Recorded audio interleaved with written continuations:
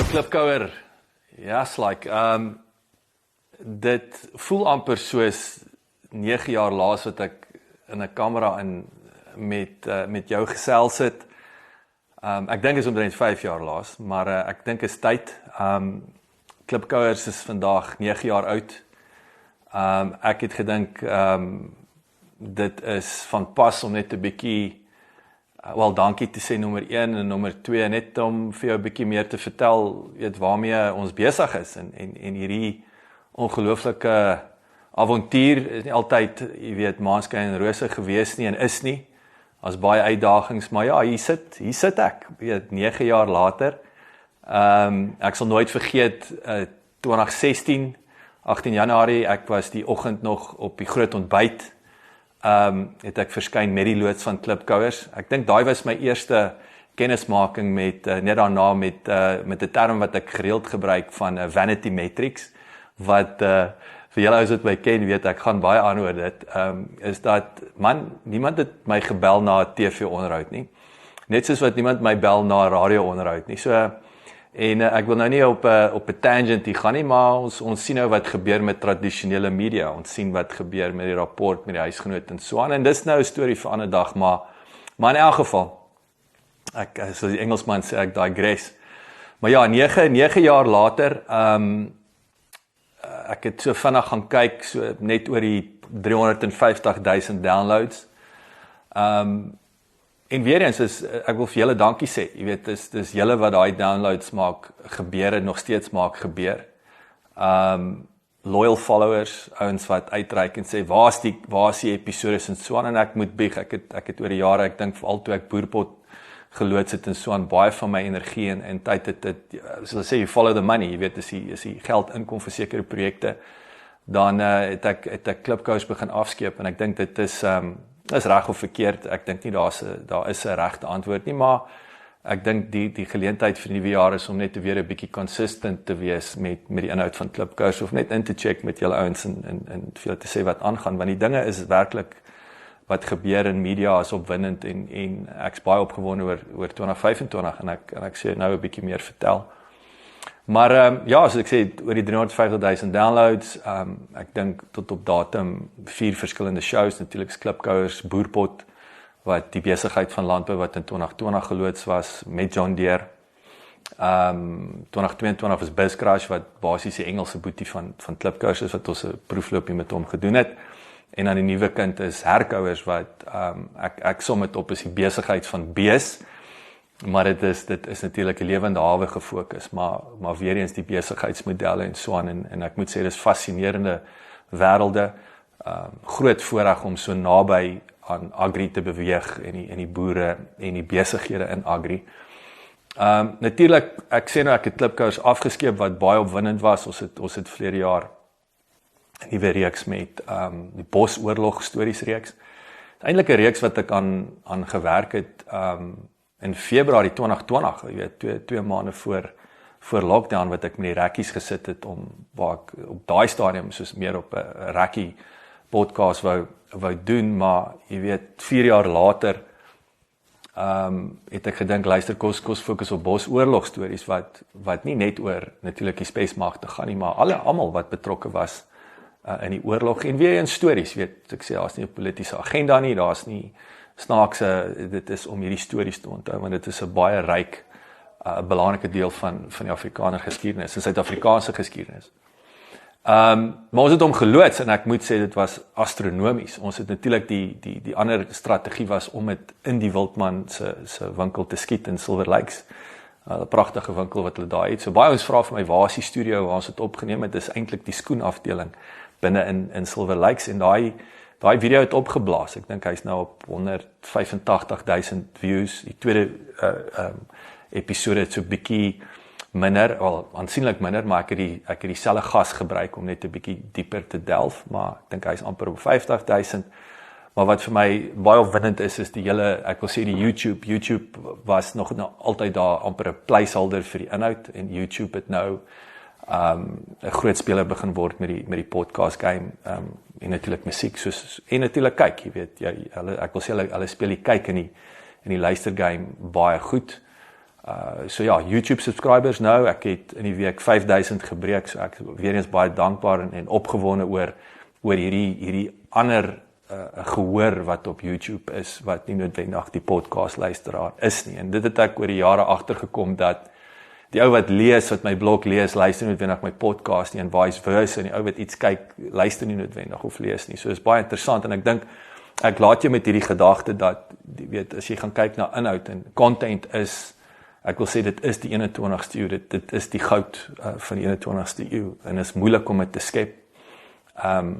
Dink een van die redes hoekom tradisionele media nou besig is om plat te val. Dit is baie moeilik om daai niche content te kry, of self uit te dink, of om net onderhoude te voer. Dit baie keer, soos ek sê, het kom van die expert vir die experts. Maar content, glo ek, moet op 3 maniere, jy weet, geconsume word, en dis 'n kyk, 'n luister en 'n lees, en jy moet al 3 hê. En dis hoe ek die toekoms van media sien. Daar moet 'n kyk wees, daar moet 'n luister wees, en daar moet 'n lees wees. En natuurlik, watter een is die kragtigste? Dit gaan altyd die luister wees, dit gaan die podcast wees, want die podcast, soos julle weet, jy kan met 'n uur of 2 ure wegkom. En dis, soos ek altyd sê, is 'n non-intrusive medium. Jy kan kos maak en luister, jy kan die bed en luister, jy kan die fiets ry, jy kan die kar ry en luister. Maar as jy kyk, kan jy net kyk, as jy lees, kan jy net lees. So, en dan natuurlik, ek wil sê die kersie op die koek daarso is die verpakking van daai inhoud, en baie belangrik die digitale bemarking van daai inhoud. So media het werklik, ek dink die stories waar media vir my baie, ek wil amper sê, dit was vinnig en maklike inhoud en dan ad sales, dis net 'n ad sales worsmasjien. Sien ek nou waar ons skuif na baie meer gesofistikeerde inhoud, die manier hoe jy dit skep is raak moeiliker.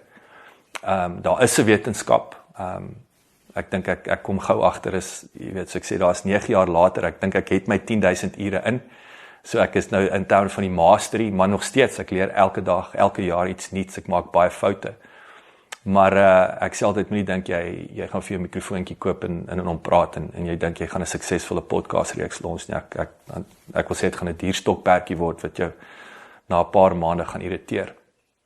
Maar anyway, ek wil nou nie aangaan nie, so ja, ek het genoem ook, ek het vanmôre gekyk ook, ek moet ook net brag, maar weer eens, ek sê dankie vir julle, jy wat luister, jy wat download, jy wat kyk. Apple bly nog steeds, Apple Podcast, Apple is nog steeds dis waar jy bepaal hoe goed jou podcast is ten minste nog steeds 90% van die downloads kom van Apple af, nie van Spotify nie, Spotify is natuurlijk baie meer musiek gedrewe. Maar ek het vanmôre gaan kyk in terme in die besigheidskategorie uit die top 200 podcast, waarvan die bulk natuurlik die top Amerikaanse podcast is Klipkous 109de. En van die ander besigheidsshows wat daar is die radiostasies. En ek sê altyd, gister se radioprogram wat digitaal gestoor word, is nie 'n podcast nie. Dis digitale storing van gister se radioprogram. En is varsmelk, dis 'n ding wat die heeltyd, hulle moet dis hoekom 'n radioprogram elke dag moet plaasvind, want gister se inhoud is oud. En vandag moet varses geskep word. Maar wat vir my die belangrikste was op Apple, was die entrepreneurskap kategorie, waar Klipkous 22ste is uit die 200, en natuurlik die enigste Afrikaanse show, wat daar is. So ek is baie trots dat 9 jaar later is die momentum daar. Ek wil sê, daai fondasies is gebou, en ek is werklik opgewonde. So, ander goed, as ek jou vinnig kan vertel waarmee ons besig is in 2025 natuurlik, so ons gaan voort met die Klipkous Bosoorlog reeks, so kyk uit, ons begin binnekort weer skiet daaraan, en natuurlik saam met die Bosoorlog, ek wil sê die jag en die outdoor, in die buitelewe kategorie gaan nou oop vir my, so ek leer baie van daai wêreld. Ons natuurlik herkouers, so ek genoem het, by ek sê die besigheid van bees of skaap en bok. Ons het 2 groot sponsors wat op hierdie stadium lyk dit baie positief. Ek weet mens moet nie te opgewonde raak tot jy nie daai ek wil sê daai PO number gekry het van jou kliënt en baie belangrik die geld in die bank is nie. Maar op hierdie stadium lyk dit baie positief vir herkouers. Natuurlik saam met John Deere Construction wat ek baie opgewonde oor is. Ons gaan vir hulle spesifiek, dit gaan nie ons gaan vir hulle 'n nuwe reeks skep wat kwai gefokus is op mynbou en konstruksie. So dit is 'n nuwe wêreld, maar weer eens entrepreneurskap. Jy weet, dit is, ek wil sê, jou myn eienaars is 'n ding waar ons na gaan kyk. So ek is baie opgewonde om bietjie dieper daar te gaan. Saam met dit natuurlik het ek van julle wat my ken, ek het nie baie hieroor gepraat in die verlede nie, is die samewerking met bestaan met die Noordwes Universiteit se besigheidskool, waar ek 'n kort kursus geskryf en hoe om 'n podcast te gebruik is as deel van 'n sosiale media bemarkingsstrategie. Hy is uiteindelik goedgekeur, so ons loods hom hierdie jaar. Maar saam met dit het ek vir my 'n besigheidskool partner gesoek, juis om meer kort kursusse te skep in samewerking met die besigheidskole. Ons ek altyd sê die kort kursusse kom uit die praktyk uit. Akademikus kan dit nie skep nie en natuurlik die kort kursus kan vinnig opgedateer word wat jy weet weer is wat hom is 'n kragtige wapen en jy kan mense iets prakties leer wat hulle 'n maand of 2 maande later kan toepas. So daar's 'n storie agter die storie. Ek het gedink my nuwe partners sit daar in die Vrystaat by 'n sekere tersiêre instansie, maar dit was 'n baie ek wil sê was 'n baie waardevolle les en dank die Vader, dinge het uitgedraai soos dit uitgedraai daar, want die nuwe besigheidskool wat ons baie nou mee saamwerk is Johannesburg se besigheidskool. Dis die ou Rau, wil ek sê, se besigheidskool. En ek wil sê dis next level en verskriklik opgewonde. Ons is besig, hulle is baie sterk in AI. So ons is besig om te kyk om 'n nuwe AI-reeks saam met hulle te doen. Ons is besig met die eerste BEE-projek wat gaan oor opleiding van swart beesboere. Die van julle weer eens wat weet, ek sê dit al vir die afgelope 10 jaar, is dat BEE moet deel vorm van jou verkoopstrategie. Dit is geld wat beskikbaar is. Dis gratis kapitaal, maar die enigste manier hoe jy dit kan ontsluit is met opleiding. So jy het 'n kursus nodig om toegang te kry tot daai geld. En nie die teoretiese nonsens wat meeste van die besigheidskole in elk geval nog steeds skuldig is aan hulle MBA's en hulle ondernemingsbestuurgrade is absolute teoretiese nonsens. Maar anyway, ek kan mou daaroor of ek kan die probleem probeer oplos. So ek is baie opgewonde om met Johannesburg se besigheidskool te werk op hierdie stadium en daar het ons selfs te dank aan hulle het ons 'n baie noue verhouding met een van die ministers daarso in tersiêre opleiding onder andere, so wat ons ondersteun in hierdie projekte. Natuurlik ander besigheidskool, amper het ek vergeet, Da Vinci besigheidskool, ons is ook besig daar met 'n projek, maar dis 'n geheim, dit is 'n ek wil sê, en ek wil hierdie gedagte by jou laat, wat die mark nie vir jou sê nie, en wat ouens nie oor praat nie, en sien nie, is dat die meeste podcast daar buite is 'n B2C podcast, so jy het 'n business to consumer, is mainstream, dis wat altyd die vars melk noem, is amper soos die tradisionele radio, dit is, weet jou B2C podcast, entertainment, sport, nuus, amper ek wil sê die weer, dit is die bulk van die podcast daar buite. Maar die game wat ek speel en wat ons die heeltyd speel is 'n B2B, is 'n business to business podcast. So ek wil vir jou sê die mark onderskei nie is tussen die twee en daar's 'n helse verskil om 'n B2B podcast en hoe jy die podcast gebruik, hoe ek die podcast gebruik om toegang te kry strategies en. So dis 'n storie vir 'n ander dag. Inteendeel, ek wil sê dis 'n storie vir my. Ek het in 2017 het ek 'n e-boek geloods, e-boek 52 wat my eerste 52 onderhoude was. En daai was die eerste keer wat ek 'n produk, 'n digitale produk suksesvol aanlyn verkoop het.